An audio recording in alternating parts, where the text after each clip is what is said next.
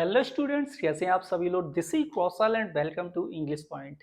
तो चलिए, आज की क्लास में हमने लिए कुछ प्रैक्टिस करने के लिए एमसीक्यूज इंग्लिश ग्रामर से रिलेटेड, और इसमें सभी टॉपिक्स के मैंने मिथ्स लिए हैं सेंटेंस। तो आज की क्लास में आप लोगों को लास्ट में अपना स्कोर जरूर बताना है कि टोटल स्कोर आज की क्लास में आपका कितना हुआ है। तो बिना देरी किए हम करते हैं अपनी क्लास को स्टार्ट, और सबसे पहला सेंटेंस है सेंटेंस नंबर 1।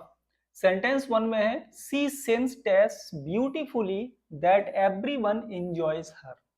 यानी वह उसने इतना ब्यूटीफुली सिंग किया कि हर किसी ने उसके परफॉर्मेंस को क्या किया, एंजॉय किया।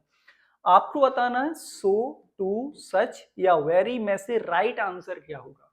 तो सबसे पहले तो ये समझ लो कि सो, टू, सच और वेरी, ये सारे के सारे आपके क्या हैं, ये सब आपके एडवर्ब हैं। ठीक है ना, क्या है, एडवर्ब। अब यहां पर ध्यान से देखो, अब एडवर्ब क्या करते हैं वो भी समझ लो। एडवर्ब विशेषता बताते हैं। एडवर्ब क्या करते हैं, विशेषता बताते हैं। किसकी बताते हैं, या तो सेंटेंस में ये वर्ब की विशेषता बताएंगे, या किसी एडजेक्टिव की विशेषता बताने के लिए भी एडवर्ब का प्रयोग होता है, और खुद एडवर्ब अपनी विशेषता भी बता लेता है। ठीक है ना, जैसे उसने वह गाती है, कैसा गाती है, ब्यूटीफुली। ब्यूटीफुली क्या करती है, ब्यूटीफुली गाती है। ब्यूटीफुल क्या है यहाँ पर, ब्यूटीफुल एडजेक्टिव है। एडजेक्टिव में हमने एलवाई जोड़ा तो क्या बना, एडवर्ब। अब ये यहाँ पर जो हम यूज करेंगे सो, ये किसको मॉडिफाई कर रहा है, ये ब्यूटीफुली को ही कर रहा है, यानी कि एडवर्ब की ही विशेषता बता रहा है एडवर्ब आपका। अब ये भी देख लो कि टू क्यों नहीं आ सकता। टू इसीलिए नहीं आएगा क्योंकि टू एडवर्ब है, तो इसके साथ टू इन्फिनेटिव आना चाहिए यहाँ पर। ये जो पॉइंट है ना, इतना दैट और सब्जेक्ट नहीं होगा, वहां पर टू इन्फिनेटिव होगा जो निगेटिव सेंस में जाएगा। सच क्यों नहीं आएगा, क्योंकि जब भी सेंटेंस में सच लगाएंगे ना, इसके बाद नाउन आता है। क्या आता है, नाउन।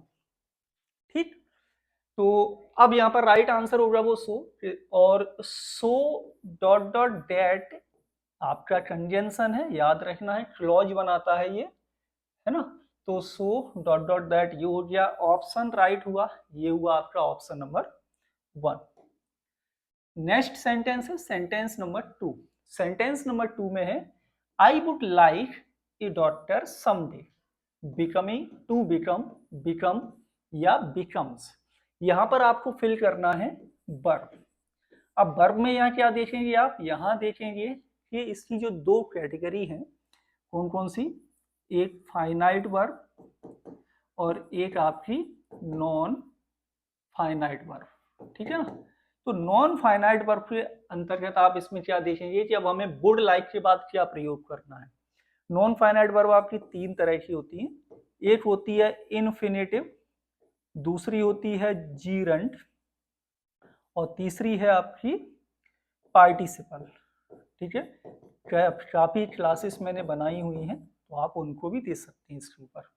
वुड लाइक के बाद आपका यूज किया जाता है टू इन्फिनेटिव। ठीक है, इन्फिनेटिव भी दो तरह की होती हैं, एक होती है आपकी बेयर इन्फिनेटिव और एक होती है टू इन्फिनेटिव। बेयर इन्फिनेटिव का मतलब वर्ब की फर्स्ट फॉर्म बिना टू के, ठीक है, सेंटेंस में यूज हो वो। टू इन्फिनेटिव का मतलब होता है वर्ब की फर्स्ट फॉर्म से पहले टू का प्रयोग किया हमने, तो वो क्या बन गई आपकी टू इन्फिनेटिव। वुड लाइक के बाद जो हमें यूज करना है वो करना है टू इन्फिनेटिव। तो करेक्ट आंसर होगा I would like to become a doctor someday. Clear. Next देखेंगे, इसको लास्ट में जरूर बता देना। नेक्स्ट है sentence 3, we have known each other, यानी हम एक दूसरे को जानते हैं। अब ईच अदर लगा हुआ है, इसी से समझ जाओ कि हम केवल दो की बात कर रहे हैं। यदि सेंटेंस में लिखा होता वन अनदर, ठीक है ना, one another, sorry, one another, ये रेसिप्रोकल प्रोनाउन है और ये मोर देन टू के लिए प्रयोग किया जाता है सेंटेंस में। अब यहां देखेंगे we have known each other we were children. We were children क्या है, पास्ट में लिखा है, यानी कि ये पास्ट का टाइम है। अब प्रेजेंट परफेक्ट टेंस के बाद इसे परफेक्ट प्रोग्रेसिव नहीं बना सकते, क्योंकि यहाँ पर ये जो हमने नो वर्ब लिखी है, नो वर्ब आपकी नॉन प्रोग्रेसिव वर्ब होती है। कैसी वर्ब होती है, नॉन प्रोग्रेसिव, यानी कि इसका प्रयोग सामान्य तरीके से हम कंटिन्यूअस टेंस में यूज नहीं कर सकते। करेक्ट आंसर होगा, ये होगा यहाँ पर सिंस, क्योंकि ये डेफिनेट टाइम है पास्ट का और प्रेजेंट परफेक्ट टेंस है, तो सिंस यहाँ पर करेक्ट आंसर होगा सेंटेंस 3 में। ओके, नेक्स्ट बढ़ते हैं एंड नेक्स्ट है sentence number 4। The package arrived the expected delivery date, यानी पैकेज आ गया जो मेरी एक्सपेक्टेड डिलीवरी डेट थी उस पर। तो ऑन एक्सपेक्टेड डिलीवरी डेट होगा, इन होगा, एट होगा या बिफोर होगा। अब इससे जुड़ा हुआ मैं आपको एक चीज बता दूं कि ये जो मैंने मोबाइल मंगाया है ना, ये बिफोर एक्सपेक्टेड डिलीवरी डेट नहीं आया, क्योंकि इसकी डिलीवरी होनी थी 9th ऑफ जुलाई को, ठीक है ना, और आज है 13th ऑफ जुलाई। तो आज मुझे मिला है, जबकि हमारे मेरे नियरेस्ट हब में वेयर हाउस में आ चुका था ये, लेकिन डिलीवरी पर्सन बहुत परेशान कर रहा था इसकी डिलीवरी देने में, है ना। तो यानी कि जो फ्लिपकार्ट की सर्विसेज हैं मुझे बिल्कुल भी पसंद नहीं आई इस प्रोडक्ट के रिगार्डिंग, तो काफ़ी बैड एक्सपीरियंस रहा इसमें मेरा। अब यहाँ पर क्या है, पैकेज अराइव्ड, पैकेज आ गया, कब आया, डिलीवरी डेट जो एक्सपेक्टेड की थी, यानी जैसे मान लो कि अब तो मैं इस प्रोडक्ट की बात नहीं करता, जनरल बात कर रहा हूँ सेंटेंस के अकॉर्डिंग, कि एक्सपेक्टेड डेट मान लो मेरी 13th ऑफ जुलाई है, ठीक है ना। अब एक्सपेक्ट कर रहे थे उससे पहले ही कोई चीज हो रही है, डिलीवरी एक्सपेक्टेड डेट से पहले हो जाती है, या तो एक्सपेक्टेड डेट पर होगी या पहले हो जाएगी, बाद में नहीं होती। तो यहाँ पे जो करेक्ट यूज किया जाएगा वो होगा आपका ऑप्शन डी, यानी बिफोर, पहले। ओके, नेक्स्ट बढ़ते हैं and next sentence, sentence 5। He went to the store dash buy some groceries, वह स्टोर गया कुछ ग्रोसरीज को खरीदने के लिए। क्या यूज करना है, टू टू टू या टू। ओके, क्या होगा राइट आंसर, देख लो ध्यान से। ये टू प्रपोजिशन है, वर्ब की फर्स्ट फॉर्म आता है, ये टू एडवर्ब है, ठीक है ना। इसके बाद आपका एडजेक्टिव आएगा, ये टू आपका संख्या है, ठीक है, और एडजेक्टिव भी एडजेक्टिव ऑफ नंबर, ये यूज नहीं होगा, ये भी नहीं होगा। बाई क्या है, बाई है आपकी वर्ब, ठीक है। तो करेक्ट आंसर होगा two by. Two by indicate यहाँ पर पर्पज, उद्देश्य बता रही है कि वह स्टोर गया, स्टोर जाने का उसका उद्देश्य क्या था, सम ग्रोसरीज को बाई करना। तो ध्यान रहे सेंटेंस में जो इन्फिनेटिव वर्ब होती है ना, to infinitive, it shows the purpose, ठीक है। तो राइट आंसर क्या होगा, करेक्ट आंसर होगा ऑप्शन आपका ए। नेक्स्ट आगे सेंटेंस है, नेक्स्ट है सेंटेंस नंबर है 6। यस, यहाँ पर पूरा नहीं है, yes, that cat is hide, यानी वो बिल्ली छिप रही है, कहाँ छिप रही है, the bed, in the bed, on the bed, under the bed या बिटवीन द बेड। इनमें से पहले से वो ऑप्शन हटा दो जो जरूरत के नहीं है। बिटवीन का यूज किया जाता है कितने के लिए, फॉर टू, दो के लिए किया जाता है। अब बेड के नीचे छिप रही है या बेड, अब छिपने का मतलब यानी कि अपनी आंखों से थोड़ा सा नजर हमारी उस पर नहीं पड़ रही, इसका मतलब हुआ कि इन बेड कर देंगे, ऑन बेड कर देंगे तो सामने ही होगी, ठीक है। तो इन और ऑन यूज नहीं होंगे, ऑप्शन डी राइट नहीं होगा, करेक्ट आंसर होगा under, under the bed, sentence number 6 में। एंड नेक्स्ट है sentence 7। Of my friends are coming to the party, यानी कि मेरे दोस्त पार्टी में आ रहे हैं, कितने आ रहे हैं, मच आ रहे हैं, मैनी, मोर या मोस्ट। पहले इसी का एनालिसिस कर लेते हैं, ये सब आपके डिटरमिनर्स है। मच के बाद अनकाउंटेबल, एक मिनट, अनकाउंटेबल नाउन आता है, ऐसा नाउन जिसे आप गिन नहीं सकते। अब यहाँ पर है ऑफ, तो ऐसे याद कर लो, मच ऑफ के बाद अनकाउंटेबल नाउन आता है, मैनी ऑफ के बाद प्लूरल काउंटेबल नाउन आता है, ठीक है। मोर आपकी क्या है, कंपैरेटिव डिग्री है, और मोस्ट सुपरलेटिव है। ऑप्शन 2 हटा देते हैं, मच और मैनी में से करेक्ट आंसर होगा। अब यहाँ पर आपका फ्रेंड नाउन, फ्रेंड क्या है, नाउन, कैसा नाउन है फ्रेंड, कॉमन नाउन है जो कि प्लूरल लिखा हुआ है। तो राइट आंसर क्या यूज करेंगे सेंटेंस 7 में, मैनी, कि many of my friends are coming to the party, correct होगा।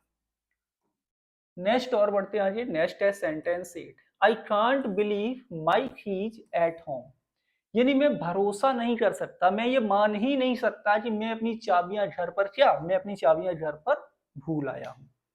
राइट आंसर बताएंगे कि करेक्ट आंसर सेंटेंस नंबर 8 में हमें क्या प्रयोग करना होगा। चलिए जल्दी से कमेंट कीजिए राइट आंसर सेंटेंस नंबर 8 में। ओके, अब यहां पर देखो ऑप्शन है I forget, present indefinite, I forgot, I have forgotten या आई हैव फॉरगेट। इस ऑप्शन को हटा देते, हैज हैव के बाद वर्ब की थर्ड फॉर्म आती है, ठीक है। आई फॉरगेट यू का प्रेजेंट इंडेफिनिट क्या बताता है, it show general truth, habitual absence etcetera, तो इसको भी मैं हटा देता हूं। यानी कि अब मैं भूल गया हूं, यानी कि मैं मान नहीं सकता, इसका मतलब ये हुआ कि ये कार्य पास्ट में कुछ हुआ है या नहीं हुआ है। तो बात होगी पास्ट की यहाँ पर, क्योंकि ये प्रेजेंट से बिल्कुल भी कनेक्टेड नहीं है। प्रेजेंट परफेक्ट टेंस क्या शो करता है कि कोई कार्य पास्ट में स्टार्ट हुआ या हो गया है, लेकिन कनेक्टिविटी रहती है प्रेजेंट से, प्रेजेंट परफेक्ट टेंस में। लेकिन ये बिलीव ही नहीं कर रहा है, तो ये जो फॉरगेट वाला ऑप्शन है वो प्रेजेंट से बिल्कुल भी रिलेट नहीं करेगा। तो इसको हम बनाएंगे past indefinite, I forgot. Option B correct होगा सेंटेंस 9 में, 8 में। नेक्स्ट 9 है कि he is the dash of the two brothers, younger, more young, young, youngest.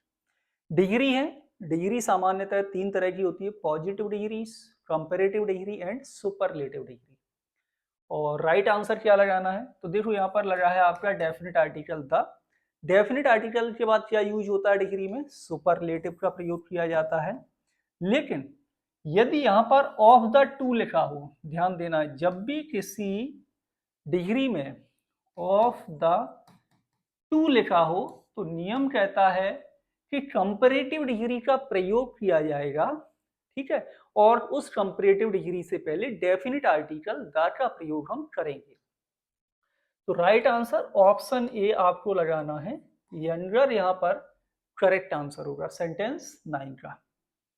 Next है सेंटेंस नंबर है 10, the cake tested sweet that I couldn't finish it, यानी कि cake कैसा था, टेस्टेड था, कैसा, सो स्वीट था दैट आई कुडंट फिनिश, अब इसे फिनिश नहीं कर पा रहे, इसका मतलब क्या हुआ, बहुत ज्यादा मीठा होगा, ठीक है।